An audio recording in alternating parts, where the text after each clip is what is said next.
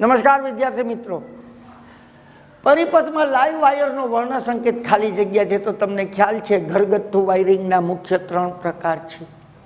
કયા 3 પ્રકાર છે?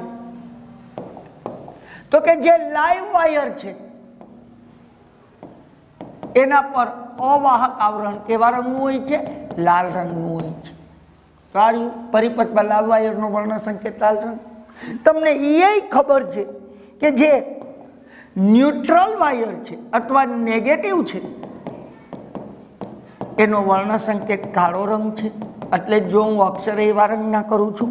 અને તમને એ ખબર છે કે જે અર્થિંગ વાયર છે આ ત્રણેય અગત્યના છે અને એનો વર્ણ સંકેત છે લીલો રંગ. તો આ આપણને કયો પૂછવામાં આવ્યો છે? લાઈવ વાયરનો વર્ણ સંકેત લાલ, લીલો કે કાળો? તો આપણો જવાબ હશે લાલ. તો આ આપણો વિકલ્પ લાલ રંગ. આભાર.